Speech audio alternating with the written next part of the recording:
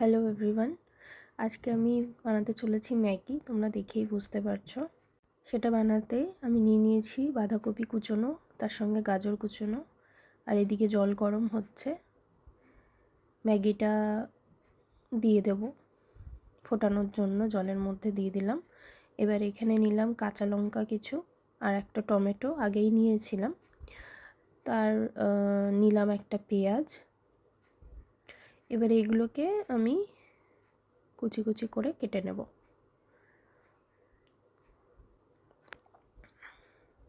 আর তার সঙ্গে পেঁয়াজগুলো কোচানো হয়ে গেলে, পেঁয়াজ কোচানো হয়ে যাওয়ার পরে এবারে দেখো দুটো ম্যাগি মশলা অলরেডি ছিল প্যাকেটের মধ্যে। তারপরে কুচিয়ে নিলাম কাঁচা লঙ্কা।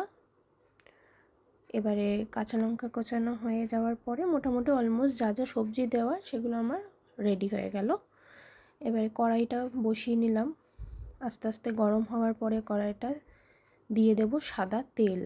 আর এদিকে দেখো আমার ম্যাগি সেদ্ধ অলরেডি হয়ে আমি আগেই রেখে দিলাম সেদ্ধ করে। সাদা তেল দিয়ে দিচ্ছি।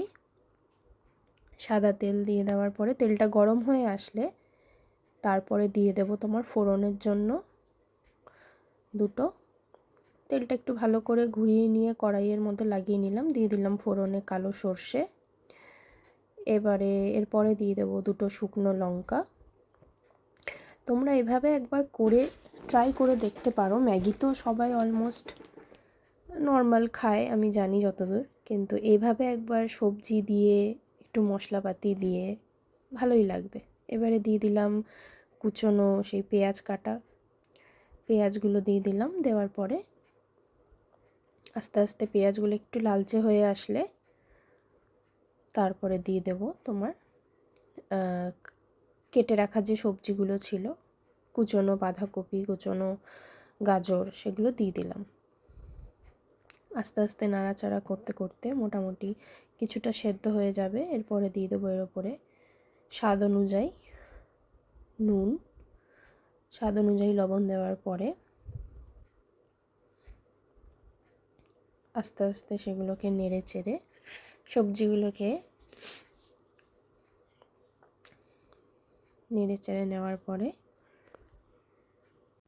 একটু ভাজা ভাজা হয়ে আসলে ঢেকে দিলাম। আস্তে আস্তে সেদ্ধ হওয়ার পরে ঢাকনাটা সরিয়ে দিয়ে আবার একটু নাড়াচাড়া করে এর মধ্যে দিয়ে দেব টমেটো কুচি। দেওয়ার পরে এগুলো আস্তে আস্তে নেড়ে চেড়ে এখানে দেখো আমি কিছুটা একদম অল্প পরিমাণে দিলাম সয়া সস, যাতে কালারটা একটু ভালো আসে আর একটা সুন্দর গন্ধও আসবে ম্যাগিটা থেকে। সো আমি আবারও বলছি, একবার ট্রাই করে দেখতে পারো এভাবে, খেতে সত্যি খুব টেস্টি লাগে। দিয়ে দিলাম এক চিপে, মানে এক চিপেরও কম ভিনিগার, একটু স্বাদ অনুযায়ী।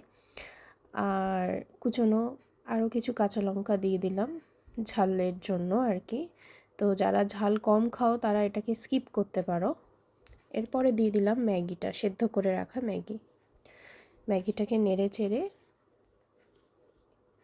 যেহেতু সেদ্ধ করে রাখা একটু টাইট, মানে একদম শেষে আমাদের যে ম্যাগি মশলাটা ছিল সেটা ছড়িয়ে দিলাম উপর দিয়ে। এবারে আমাদের নাড়াচাড়া করে নেওয়ার পরে এই হচ্ছে রেজাল্ট, আমাদের ম্যাগি একদম রেডি। সো তোমরাও খেয়ে বলো, এরকমভাবে বানিয়ে একবার খেয়ে দেখো।